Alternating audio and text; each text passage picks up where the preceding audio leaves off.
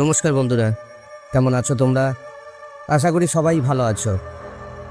আজকে আবার আমি তোমাদের সামনে গল্প নিয়ে হাজির হলাম। আজকের গল্প বৌমা, লেখক মনোজ বসু, গল্প পাঠে আমি সাধন ঘোষ। গল্পটি যদি তোমাদের ভালো লাগে অবশ্যই লাইক, কমেন্ট অ্যান্ড শেয়ার করবে। এরকম আরও গল্প শুনতে আমার চ্যানেলটিকে অবশ্যই সাবস্ক্রাইব করবে। চলো শুরু করি আজকের গল্প বৌমা। রাত দুপুরে মোটর বাস রাস্তার মোড়ে নামিয়ে দিয়ে চলে গেল। আউশ ধানের ক্ষেতের মধ্য দিয়ে কাঁচা রাস্তা চলে গেছে। দুর্যোগ ভীষণ, হু হু করে হাওয়া বইছে, রাস্তা থেকে উড়িয়ে ধান বনে ফেলে না দেয়। ক্ষণে ক্ষণে বৃষ্টি, অন্ধকারে চারিদিক মুছিয়ে পুছে গেছে। একমাত্র সুবিধে ঝিলিক দিচ্ছে মাঝে মাঝে, সেই আলোয় পথ দেখে এগোচ্ছি। অথচ কোনো গোলমাল হওয়ার কথা নয়।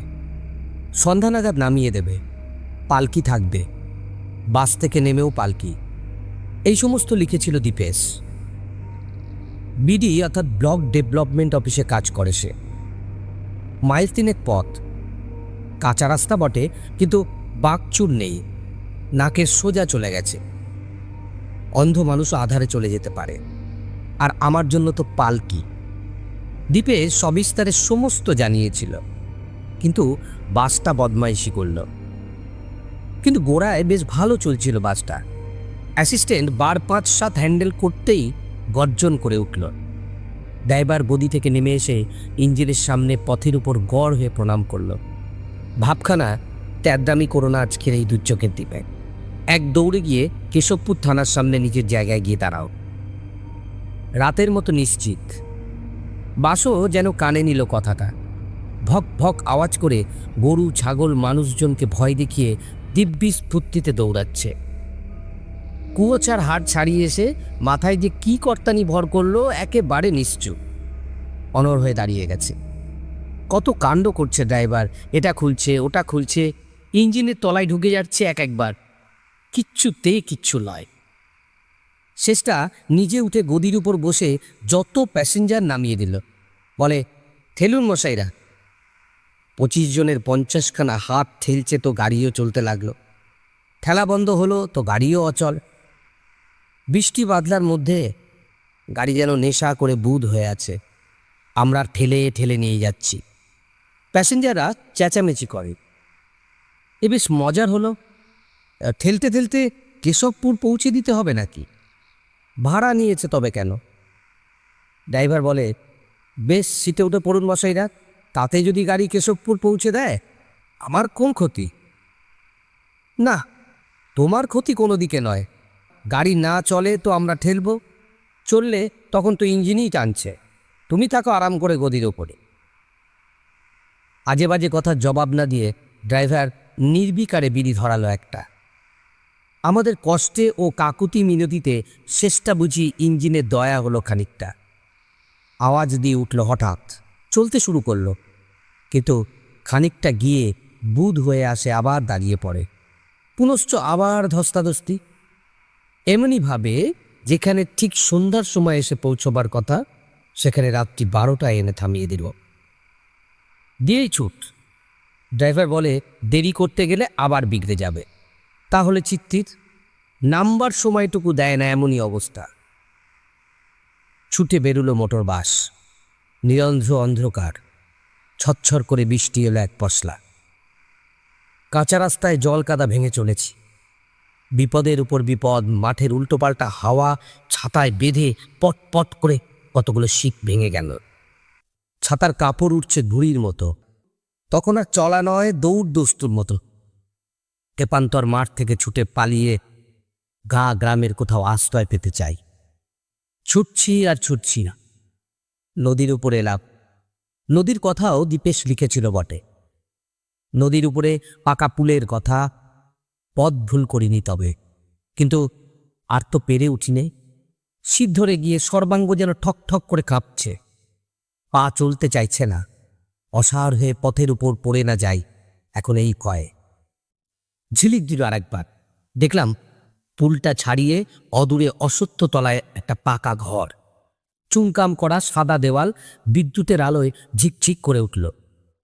খেতে চাইনে, জায়গার অকুলান থাকে তো, এমনকি শোয়ার কথাও বলবো না। রাতটুকু মাথা গুজে থাকবার মতো আশ্রয়। কড়া নাড়তেই সঙ্গে সঙ্গে দরজা খুলে গেল। এমন নিশিরাত্রে জেগেই ছিল ভিতরের মানুষ। মাথায় আধ ঘোমটা ফুটফুটে এক তরুণী বউ দরজা খুলে দিল। পিছনে এক বুড়ো মানুষ।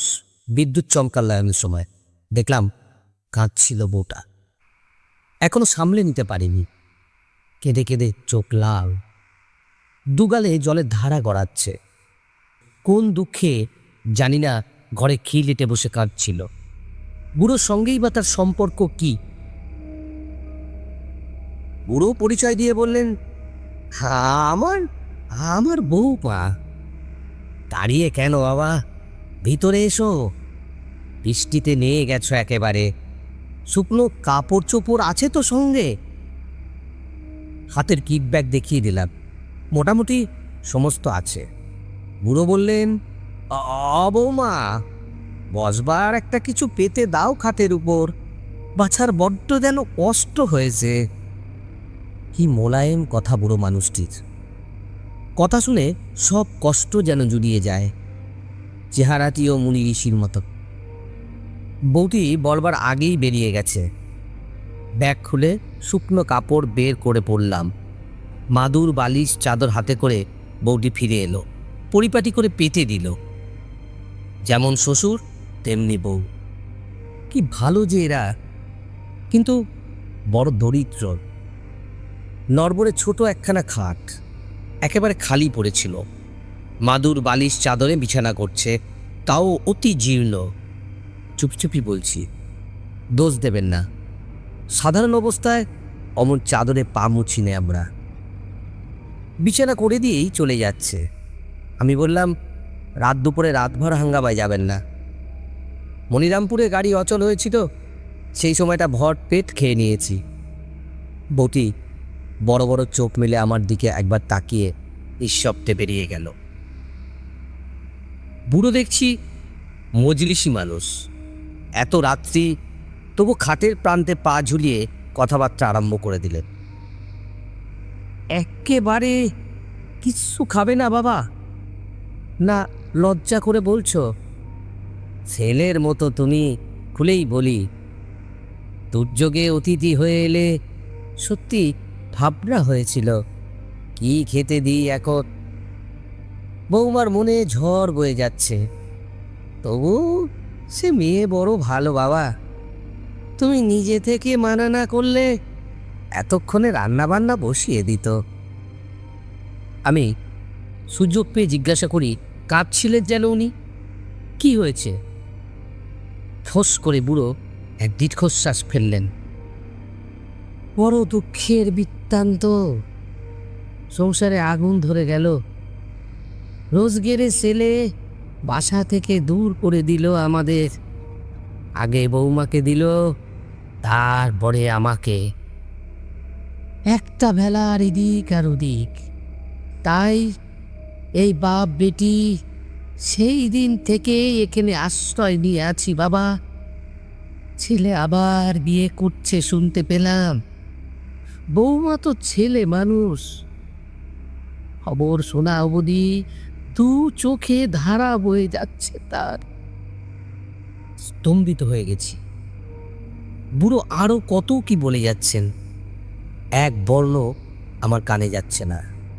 নিরপরাধ এই সুন্দরী মেয়েটাকে ত্যাগ করেছে এবং বাপ বোধহয় পুত্রবধূর হয়ে দু একটা কথা বলতে গিয়েছিলেন, সেই জন্য তাকেও তাড়িয়েছে।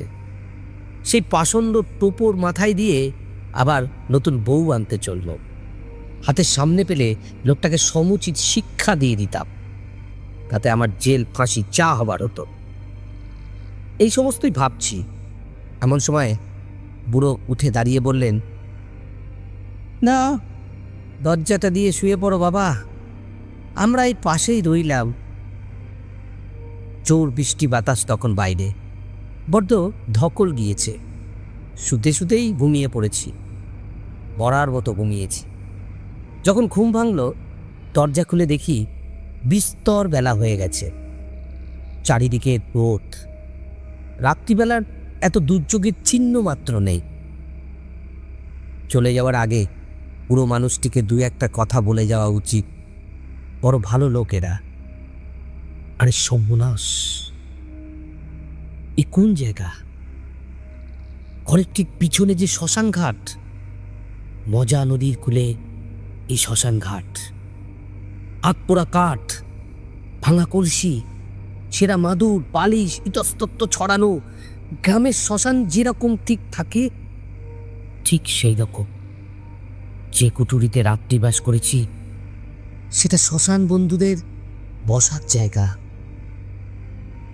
কি দেওয়ালে সাল তারিখ সব খোদাই করা আছে। রাত্রিবেলা ঠিক নজরে আসেনি। নবীনচন্দ্র মালাকার নামে কোনো এক ব্যবসায়ী পিতামাতার আত্মার কল্যাণে এই ঘরটা বছরখানেক আগে বানিয়ে দিয়েছিলেন। আমার শোবার ব্যবস্থা করে দিয়ে শ্বশুর আর পুত্রবধূ গেলেন কোথায় তবে? ঘরটাখানেক পরে বিডিও অফিসে হাজির হলাম, অদূরে দীপেশের কোয়ার্টারে। স্কুলে পড়ার সময় দীপেশ অভিন্ন হৃদয়ের বন্ধু ছিল আমার। অনেক বছর পরে হঠাৎ সেই দিন শিয়ালদা স্টেশনে দেখা। বিয়ের বাজার করে ফিরছে, আমায় নিমন্ত্রণ করে হাত দুটো জড়িয়ে ধরে বারংবার যাওয়ার জন্য অনুরোধ করেছিল। কথা না দিয়ে আমি পারলাম না। সেই কথা রাখতে গিয়ে এত দুর্ভোগ। আমায় দেখে দীপেশ কলরব করে উঠল। বিয়ের তারিখ কাল, আত্মীয় স্বজন কিছু এসেও পড়েছে। ভিড় জমেছে মন্দ নয়, এক গলা কথা জমে আছে। চল। চেঁচিয়ে চা খাবার দিতে বলে টানতে টানতে তার নিজের ঘরখানায় নিয়ে চলল। ঘরে ঢুকে চমকে উঠি। সামনের দেওয়ালে হাসি মুখে এক তরুণীর ছবি, ঠিক তার উল্টো দিকের দেওয়ালে বুড়ো মানুষটি। কাল রাতে শ্বশুর, তারপর সেই যে দুজনকে দেখেছিলাম। স্তম্ভিত বিস্ময় জিজ্ঞাসা করি, এ ছবি কাদের রে? আমার স্ত্রী নীরা, আর ইনি হলেন আমার বাবা। দীপেশের চোখ ছলছল করে ওঠে। এই কোয়ার্টারে আসার পরেই সর্বনাশটা হলো রে। কলেরা হয়ে দুজনে মারা গেল একই দিনে, সকাল আর বিকেল। 8 মাস হয়ে গেল দেখতে দেখতে। বৌমা বলতে বাবা অজ্ঞান হতেন।